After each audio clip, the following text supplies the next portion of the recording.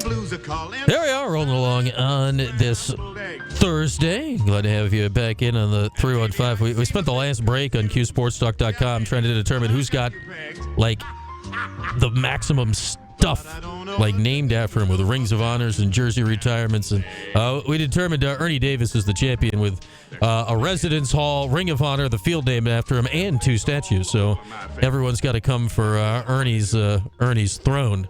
He's got the lead. He's out in front. We'll see if anyone can make a run. Got to name more stuff after Boeheim, so he's got a chance to catch up here going forward. But with that, we're going to do something we don't often do here on this show. We're going to talk a little men's rowing. We're coming off the IRA National Champions this past weekend. The Orange, yet another top 10 performance as a team, and their top boat, the first Varsity 8, came in 5th in that race, and that's a boat that our next guest, Emory Sammons, has been sitting in for the last 4 years. Emory, welcome to the program. Thanks for coming on here for a few, and congrats on the success. Must have been fun to be out there putting in your last IRAs here last weekend. Oh, yeah. Happy to be here. Thank you. And it was a blast being a part of it. So take us into this, Emory. What are races like that like, where you go into it, you know the strengths of all these other boats, you've rowed against these guys. What are these last races of the year like, where you're trying to put out your personal best for the year in the national championship? Yeah, I mean, just like you said, we're just trying to go out there and do our best. And like we haven't raced everyone out there, but we've definitely heard their speed. And my father always said, like, races don't get raced on paper. You can see everyone's number, but once you get out there and the flag drops, it's anyone's race. So that's why we go out there and do it and try to take swing at those big names. And what's interesting about rowing here is, like, you're right with the big names. Like, those same schools and same boats are up there year after year after year. Like, it's not a surprise, right, who you've got to go and take down. What was it like over the last 4 years for you guys specifically in that first Varsity 8 to make the gains you did and run at this top group? Like, before you got here, the boat was, 15 to 20 in the country. Then you guys got it top 10. In the last couple of years, you've been top 5. How hard is it to make those gains in the sport of rowing?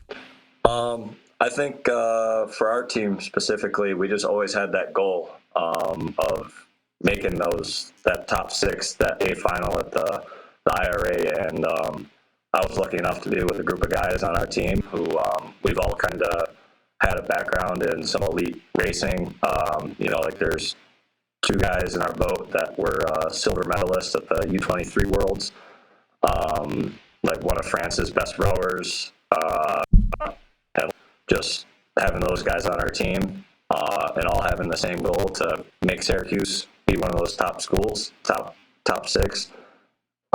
Throughout the years, and just keep working on it really helped us get there. And I think each year we made a serious step up, and we weren't like, okay, that's it, we're happy. It was always never good enough, so I think that's what it was like. All right, Emory, our connection's getting a little funky here, so I think we're going to let the guys, we're going to try to drop and reconnect just so we can hear you a little bit better. So we're going to let the guys work on that for a second and get you back here in a second or two. Want to hear him the best here, so we'll get that sorted out hopefully in the next minute or two. But it has been impressive to watch this group, and Dave Reichman has been the coach now for, it's 20-some-odd years at this point, and like when you're in the rowing, like you're going up against, like rowing is a big money sport. It's not technically an NCAA sport on the men's side. It is on the women's. Why? I don't know. NCAA is weird, but there's a lot of Ivy League schools. There's a lot of this. There's a lot of that. There's a lot of, Cal, Stanford, Washington's big, like Princeton, Harvard. Like it's schools like that. And then Syracuse gets in there and you're racing against these big boys quite literally. Like, look at Emory there. He's 6'2". He's a large guy. But like, it is very hard to be successful at that group. And it's the same schools year in and year out. So for Syracuse, I want to say they'd fallen off a little bit and falling off in rowing. It's like, oh, we were 8th in the country. Now we're 12th. Like, oh, well, that's not like in basketball. You're like, oh, that's still about the same year in rowing. It's like, no, it got worse. And that was what happened to Syracuse men's rowing. And they've made some jumps here of late to get back up, which is good to see. Good to see. And Emory has been in that one Varsity 8 boat for the last few years here. I don't know. Do we have? I don't know where I'm asking here. Do we have Emory back up? Not yet. Not yet. That's okay. But to see the great success of that sport, I mean, we spend so much time talking about basketball, football, lacrosse primarily, and we enjoy it, and it's fun, and this is what you guys like to watch and like to hear about, but it's fun to shine the spotlight on some of these other sports for a bit, because they don't often get it. And man, like, you see these rowers like working out, they're not slacking. They're on the erg machine. They're all over the place. I mean, these guys are up at literally pre-dawn to get out there on Onondaga Lake and get the boats in the water when the water's most calm, and the whole thing. It is crazy the amount of work these guys put in on a day in and day out basis to get ready for these races, regattas, to get ready for all this. And when we get Emory back on, we'll talk about the fact that he is going across the pond to England for the Henley Royal Regatta coming up here in a few weeks, which is that's going to be really cool, because that's like one of the biggest ones in the world. They bring in boats and teams and from all over the place to get there. So that'll be really fun. I think 2 Syracuse boats will be over there, so 12 plus guys will be over there and rowing it up against some of the best boats in the world. So I believe we have Emory back on here. All right, we got Emory back here. Sorry about that, Emory, but wanted to be able to hear. So here you are. Well, welcome back. Good to be back. Yes, good to be back. But what is it like to you said it, like, it's hard work to get into the top 6. Like, how hard is it to, say, oh, 9th in the country, that's a good year. Like, 9th to 6th, 9th to 5th, like, that is a longer distance, it feels like, in rowing than it is in, say, in basketball, where it's like winning one more game, right? Like, how hard is it to make those gains over the course of a 4-year career like you guys did? I don't know how I'd put it in, like, terms of difficulty, but I would say that, I mean, maybe that A final, making being 7th to 6th. I mean, it could be really tough, and like, we're talking missing it by half a second. So putting the hours in, 20-hour weeks for a whole school year, like with rowing, you have to be on it every week, or else you lose your fitness. So you can't really take the summer off. The fall season, people always say, oh, you're a spring sport. We're a full year sport. We can't really take time off for Christmas break and Thanksgiving break. We're training still 2-a-days on our own, or else we're not going to make that A final. We're not going to make that top 6 spot. So, it takes, I don't know if it takes sacrifice, but it definitely takes a lot of dedication, because when you have those goals, I wouldn't call it sacrifice, because that's just what you need to do to get that. I'd say it's sacrifice some of the times your alarm clock's going off, right? Like, you guys aren't messing around in the day. You're getting out there early in the morning a lot of times. Huh? Oh, absolutely. So, and it all pays off here, right? Where Syracuse, you're sending 2 boats over to the Henley Royal Regatta. What do you think this is going to be like at the end of the month, to go over there to one of these biggest regattas in the world and mix it up with some of the best boats out there? I think it's going to be very exciting. I think everyone on the team's really looking forward to it. It's one of probably the most well-known rowing regatta in the world. You get everyone from all over the world going there to compete. It's sort of a different type of race that we generally see in rowing. It's more of a bracket type racing. It starts on a Tuesday and it's you against another team. So dual racing, just 2 teams down the race course. For a unique distance, normally we race 2,000 meters in the spring, summer. And this one's 2,112 meters. So it's a little longer. And if you lose, you're out. So it's like the bracket in basketball. Like, so if you make it all the way to Sunday, you win. And if you lose anywhere in there, you're out of the competition.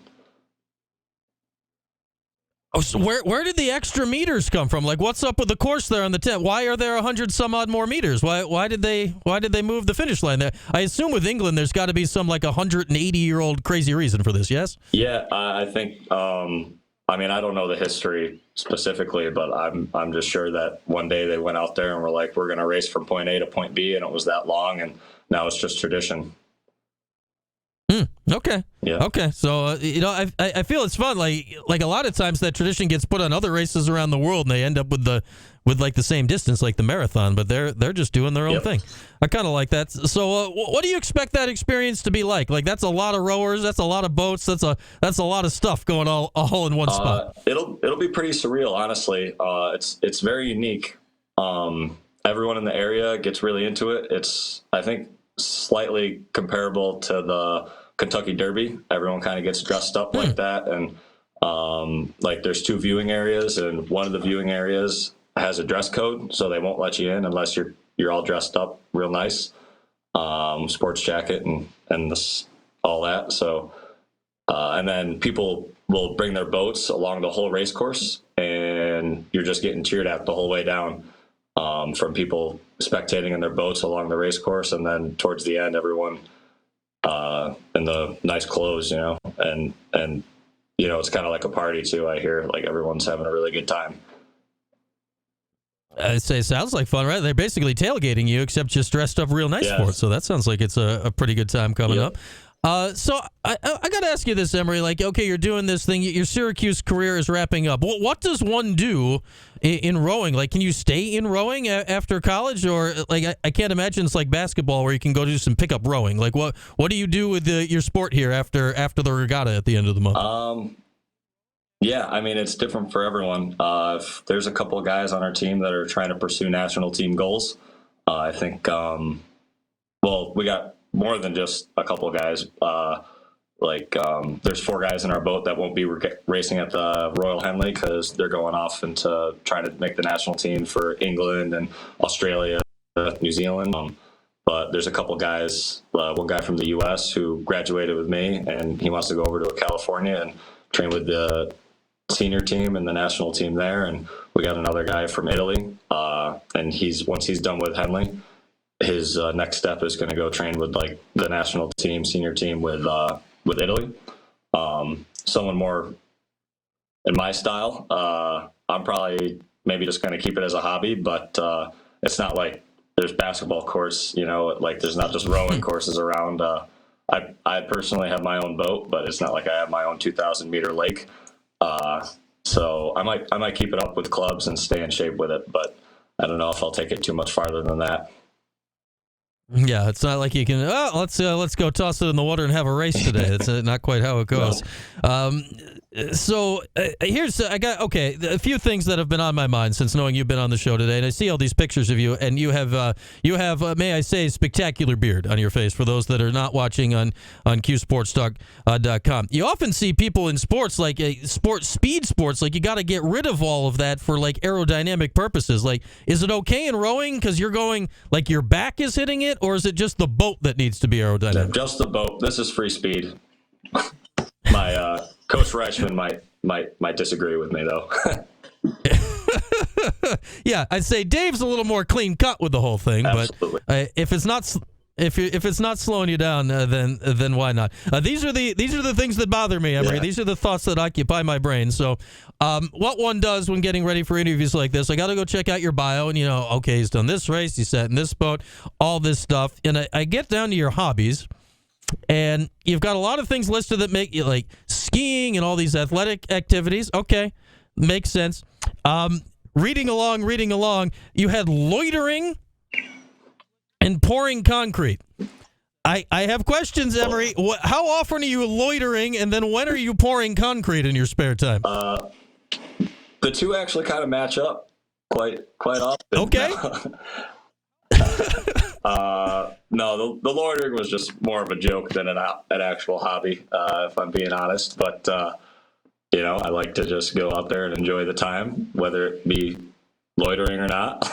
But the concrete, I've always worked concrete throughout the summer and even past that. So, kind of helps me stay in shape and keep an edge on. Usually in the rowing world, all the scene tends to be like people who went to prep school and stuff like that. And I think our team's a little unique where I think the average guy on our team tends to be more of a farmer, blue-collar worker. I pour concrete, worked on a dairy farm my whole life. Coach Reichman, He's a renowned dairy farmer for certain. A lot of our guys from Australia and around the world, I think they're kind of farmers as well. So that's what Syracuse got going for them.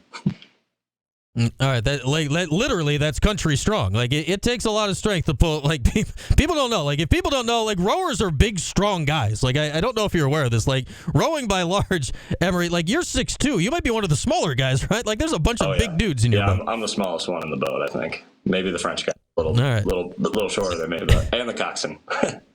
But yeah. All right. Yeah. I'm always amused by this in rowing. So it's you got a boat. And you've got 8 big giant guys, and you all hang out with one little guy. Like, how did that come to be that, the 8 big strong guys need one tiny little guy to yell at them and boss them around when you're in the boat? Yep, they enjoy doing it too. Do you ever get like mad at them? Like, oh, just quick yelling at me, we'll throw you in the water or something. It's like a love-hate relationship for sure. Yeah, no, I think it's always nicer if we see them working out too and staying in shape, but. At the same time, if they respect us and want to have the same goal in mind as us, it's a good relationship to have. All right. Last important thing I need to suss out from one of your bios. I'm kind of 1 for 2 on if you're joking or not. I thought you were going to be joking on both the loitering and the concrete, but the concrete was actually important. So I like that. Did you actually learn about rowing from a flyer at McDonald's, or is that going to go in the joke category too? Because right now I'm like a coin flip. I don't know if this is going to be real or not right now. No comment. No. Oh, you're leaving us hanging on it. Leaving us hanging on. I'm trying to think. I don't often see a flyer at McDonald's for anything other than, do you want to work at McDonald's? This one was unique. Okay, no comment. He's leaving us hanging. I like it, Emory. I like it. All right, man. It's been fun to chat with you today. Enjoy Henley. That sounds like it's going to be a blast and a great way to wrap up your college career. And congrats on all the success you've had at Syracuse the last 4 years. Thank you very much, and I appreciate you having us on. Hopefully you can have more crew guys on in the future. Absolutely. Hey, you guys keep it up. We'll keep it up as well. It's fun to talk to you guys, and you've been having a great success in the boats. That's Emory Sammons, outgoing Syracuse senior after a great 4-year career. Like, the Orange team has always been very good, very competitive. It had dipped a little bit, and these guys really brought it back up here over the last 4 years. So we will take a break now. I still don't know if he found out about rowing at a McDonald's. We're never going to know. We're never going to know. Concrete real, loitering not real. Everyone loiters. Loitering real. Who doesn't enjoy a good loiter? Found out about rowing at a McDonald's. I found out about a quarter pounder at a McDonald's. I didn't find out about any athletic endeavors. That's just me. We'll take a break, come back, wrap up the hour after this. It's QSportsTalk.com and ESPN.